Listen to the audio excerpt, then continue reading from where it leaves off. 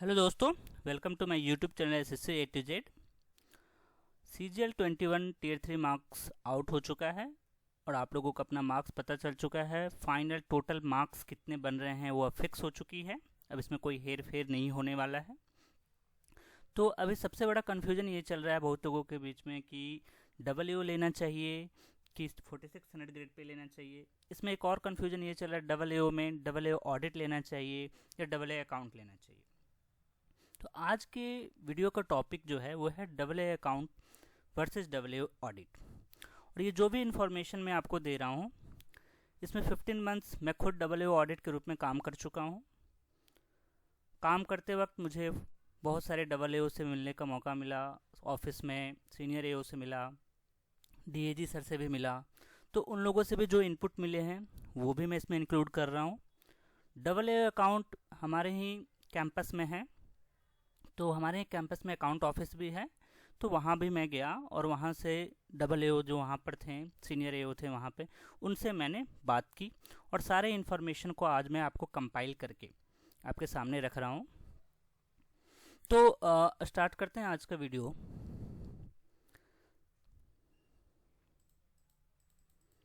सबसे पहले देखिए वर्क प्रोफाइल हम देखते हैं। जैसे कि ऑडिट, डबल ऑडिट का जो वर्क प्रोफाइल है मैं ऑलरेडी आपको बता चुका हूँ। वीडियो अपलोडेड हैं चैनल पे, आप देख लीजिएगा, मैं कमेंट में पिन कर दूंगा। अकाउंट की बात करते हैं। तो अकाउंट में क्या काम होता है, पहले एक बात आप समझिए कि अकाउंट ऑफिस हर एक स्टेट में नहीं है। जैसे गोवा में आपको अकाउंट ऑफिस नहीं मिलेगा, दिल्ली में भी आपको अकाउंट ऑफिस नहीं मिलेगा। तो जिन जिन स्टेट में अकाउंट ऑफिसेज हैं वहाँ पर ये क्या काम करते हैं, इनका काम क्या है वो मैं आपको बताता हूँ। इन्हें अकाउंट बनाना होता है स्टेट गवर्नमेंट का। जिस स्टेट में भी हैं उस स्टेट के finance account, revenue account, appropriation account, ये सारे अकाउंट्स जो है ये अकाउंट A&E डिपार्टमेंट, A&E जो है वो बनाता है। अकाउंट एंड इंटाइटलमेंट डिपार्टमेंट, ये इनका काम है। पहला काम जो हुआ वो फाइनेंस और एप्रोप्रिएशन अकाउंट ऑफ स्टेट को बनाना। दूसरा काम होता है जो स्टेट गवर्नमेंट के जितने भी एम्प्लॉय होते हैं उनका पेंशन, जो अभी ओल्ड पेंशन स्कीम में बहुत सारे लोग अभी काम कर रहे हैं, तो उनका पेंशन देखना होता है। दूसरा GPF जो होता है वो जो ओल्ड पेंशन स्कीम में ही था, तो उसमें वो GPF के जितने भी स्टेट गवर्नमेंट के एम्प्लॉय हैं उसको देखना होता है। फिर एक सेल्फ ड्राइंग ऑफिसर होते हैं जो हाई लेवल के ऑफिसर होते हैं, उनकी सैलरी जो होती है वो A&E डिपार्टमेंट ही बनाता है। तो स्टेट गवर्नमेंट के हो या सेंट्रल गवर्नमेंट के हो, जो उस स्टेट में काम कर रहे हैं, जिस स्टेट में भी, उस स्टेट में कुछ ऑफिसर जो ऐसे होंगे जो बहुत हायर पोस्ट पे होते हैं, उनकी सैलरी जो है आपका account department, A&E department of CAG ही बनाता है। और एडमिन अपना डेफिनेटली जो अकाउंट है, अकाउंट आपका A&E डिपार्टमेंट है, उसका जो एडमिन सेक्शन होगा तो वो उनका अपना पर्सनल काम होता है। एडमिन सेक्शन में वो वहाँ पर भी डबल पोस्टेड होते हैं। क्लेम सेक्शन होता है जो अकाउंट के बहुत सारे जो आपके एम्प्लॉय हैं उनके मेडिकल, चिल्ड्रन एजुकेशन अलाउंस, उनकी सैलरी, ये सारी चीज़ें आपके क्लेम सेक्शन में बनती है। तो यहाँ पर भी डबल अकाउंट पोस्टेड होते हैं। तो ओवरऑल ओवरव्यू मैंने दिया है अकाउंट जो डबल है, अकाउंट में क्या क्या काम होता है और अकाउंट के डबल कहाँ कहाँ पोस्टेड हो सकते हैं। ऑडिट का मैं ऑलरेडी आपको बता चुका हूँ, चैनल पे है वीडियो, आप देख सकते हैं उसका वर्क प्रोफाइल।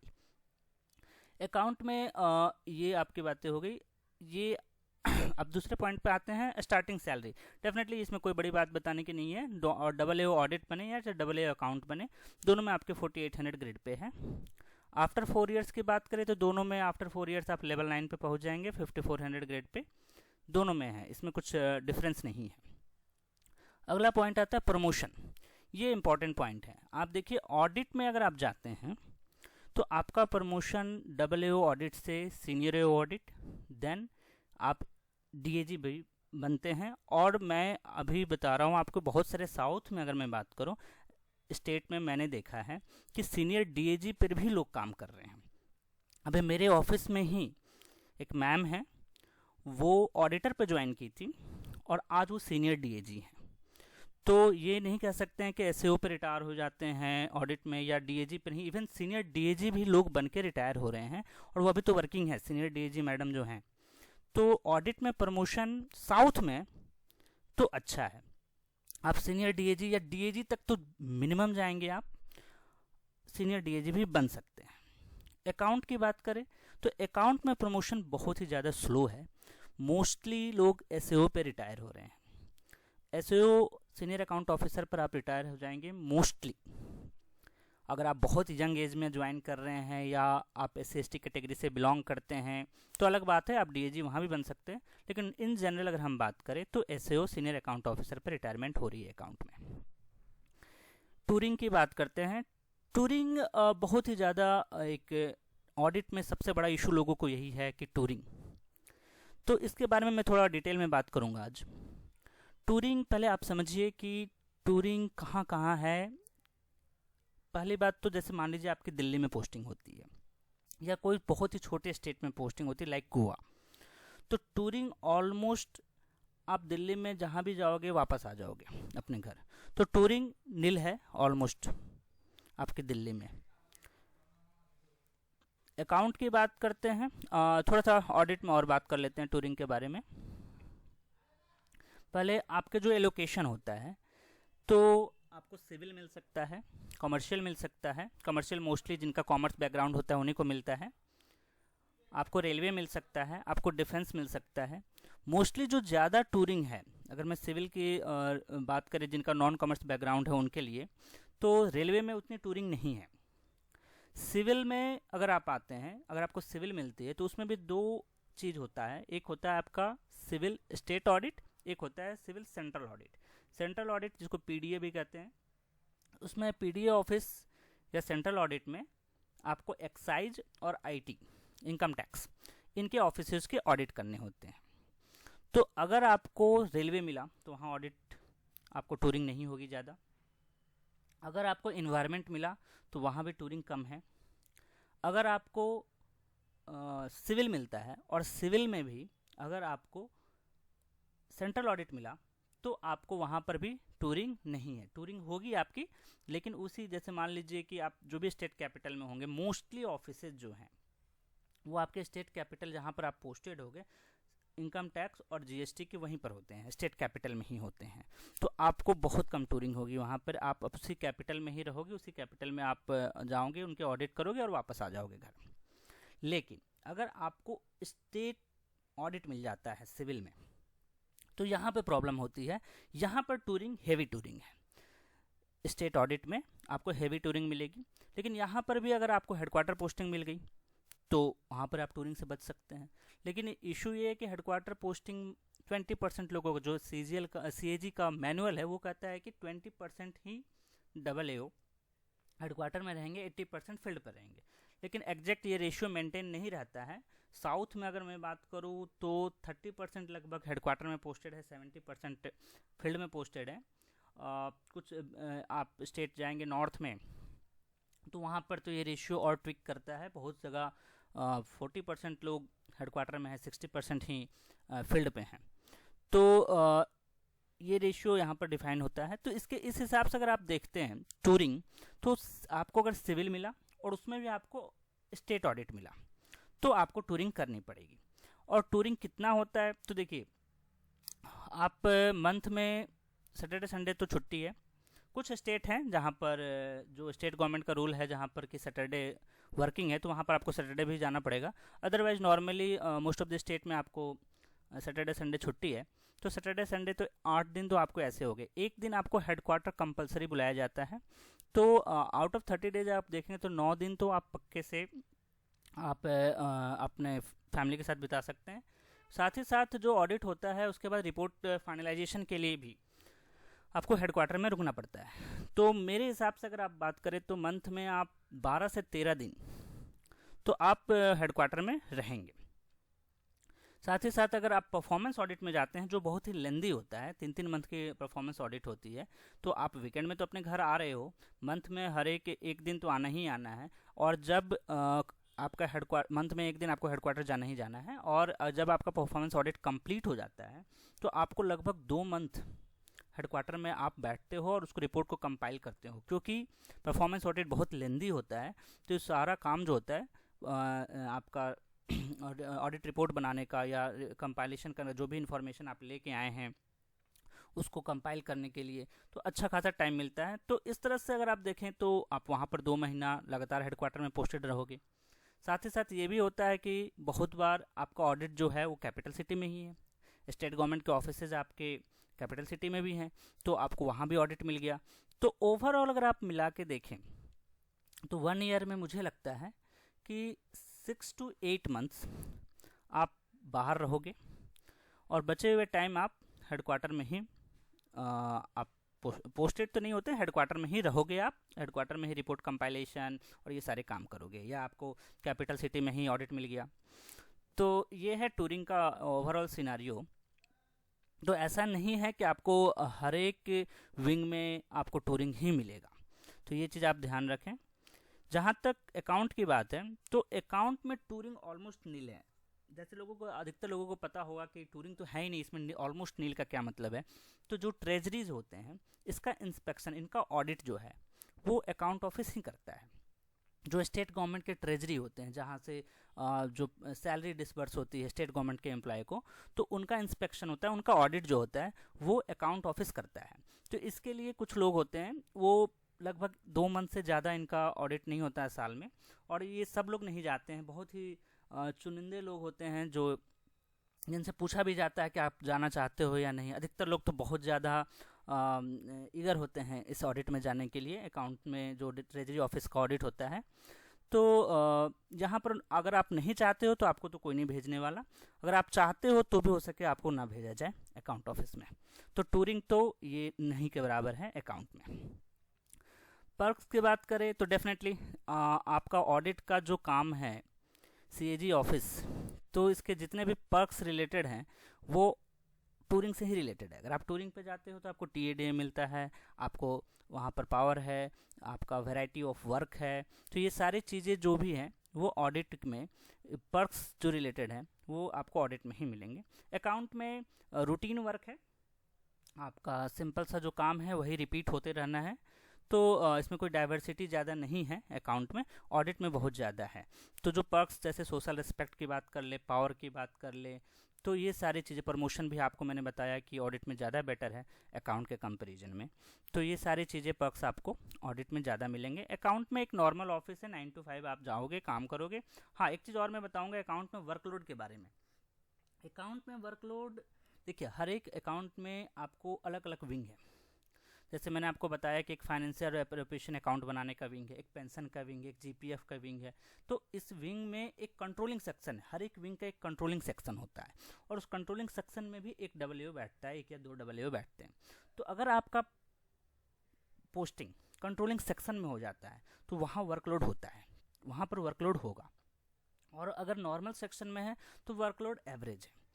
लेकिन अगर कंट्रोलिंग सेक्शन में आप जाओगे तो आपको वर्कलोड बहुत ज़्यादा मिलेगा। तो ऐसा नहीं कर सकते कि आपको अकाउंट में कोई काम नहीं है, अकाउंट में काम है और वर्कलोड वहाँ भी है। बस हाँ, टूरिंग में आपको बेनिफिट मिलता है कि टूरिंग आपको नहीं है, लेकिन अगर टूरिंग आपको नहीं है तो ऑडिट के जो मज़े हैं, जो पर्क्स हैं, वो भी नहीं मिलते हैं।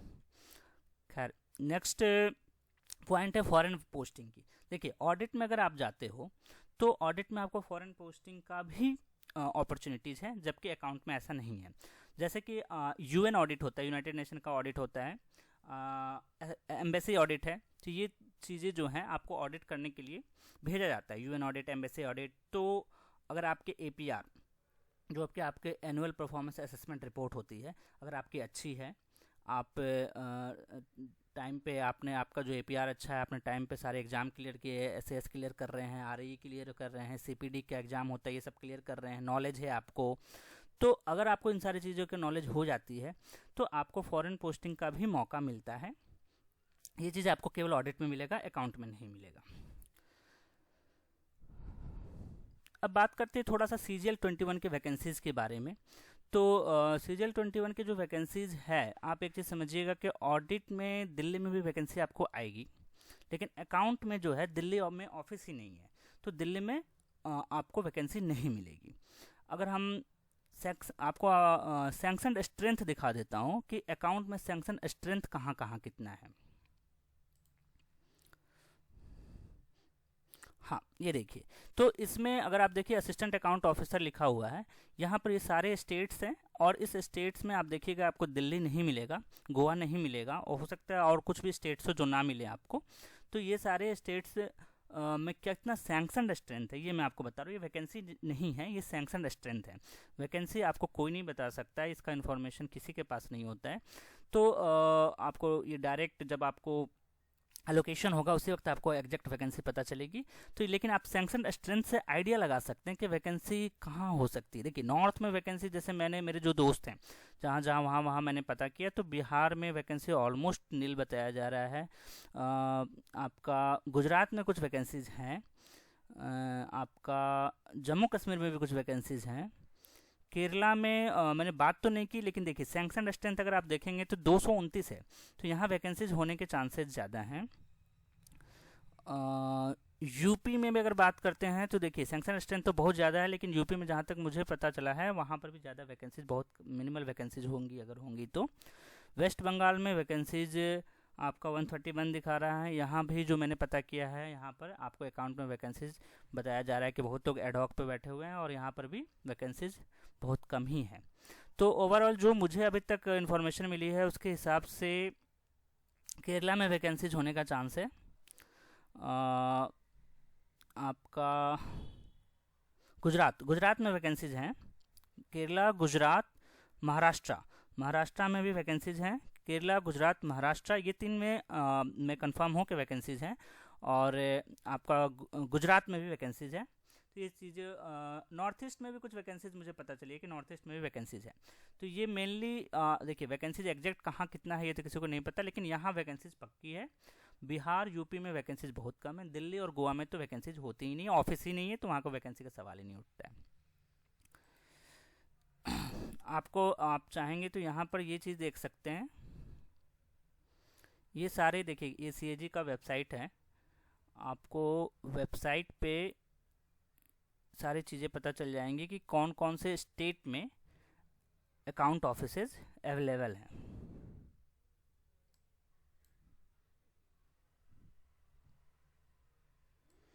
तो आप स्टेट AG ऑफिस के CAG के वेबसाइट पर देख सकते हैं, आंध्र प्रदेश, अरुणाचल प्रदेश, असम, ये बिहार, छत्तीसगढ़, ये सारे ऑफिसेज हैं अकाउंट के। तो आप ऑफिसेज देख सकते हैं, ऑफिस जो हैं यहाँ पर आपको दिल्ली और गोवा नहीं मिलेंगे। एक चीज़ यहाँ पर नोटिस करने का है कि जो गुजरात का ऑफिस है,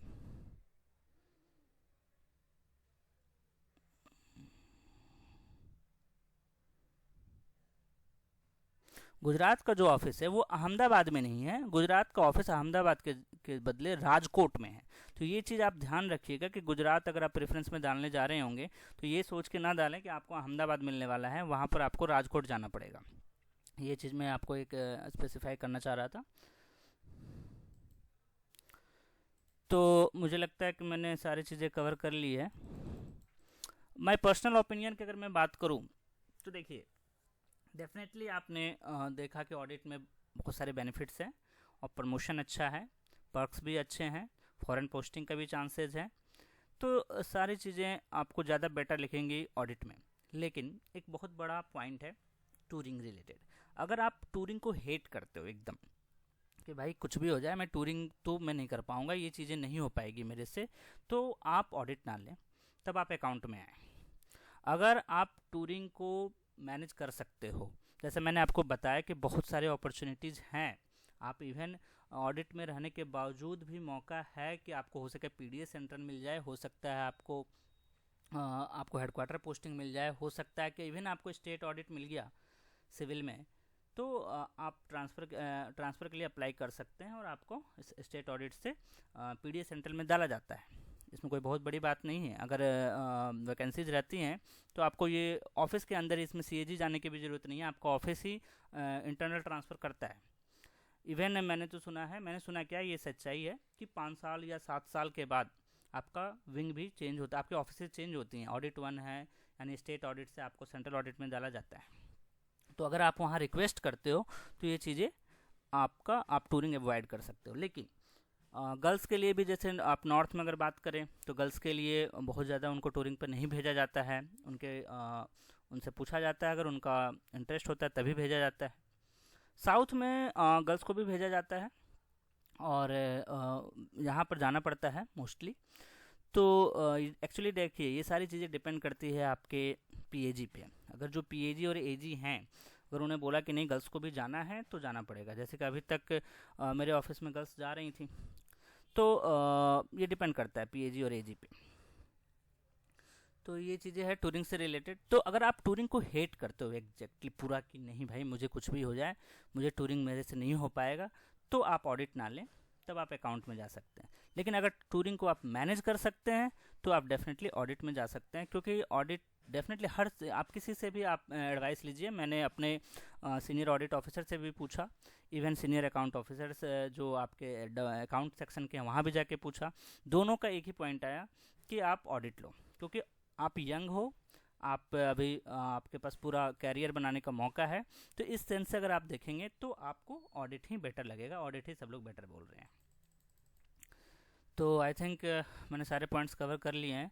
हाँ, एक चीज़ और मैं आपको बताना चाहूँगा कि मेरे कुछ फ्रेंड हैं जैसे कि पटना ऑडिट में हैं, और वैसे तो हर जगह कुछ ना कोई दोस्त है, लेकिन जो मेरी बात हुई है पटना ऑडिट में और इलाहाबाद के दोस्तों से बात हुई। तो जैसे पटना ऑडिट वाले ने तो बताया कि यहाँ पर तो ऐसा है कि लोग जाना चाहते हैं लेकिन मौका नहीं मिलता है ऑडिट में, टूर में।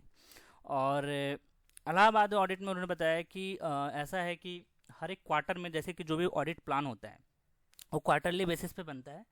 तो कुछ AA जो हैं एक क्वार्टर में जाते हैं, तो अगले क्वार्टर में वो नहीं जाते हैं, क्योंकि दूसरे जो AA वो जाना चाहते हैं, तो वो दूसरे AA दूसरे क्वार्टर में जाते हैं। तो इस तरह से एक प्लान बना हुआ होता है कि कुछ AA इस क्वार्टर में जाएंगे, कुछ AA इस क्वार्टर में जाएंगे, क्योंकि ऑडिट का जो टूरिंग का जो डिमांड है नॉर्थ में ज़्यादा है।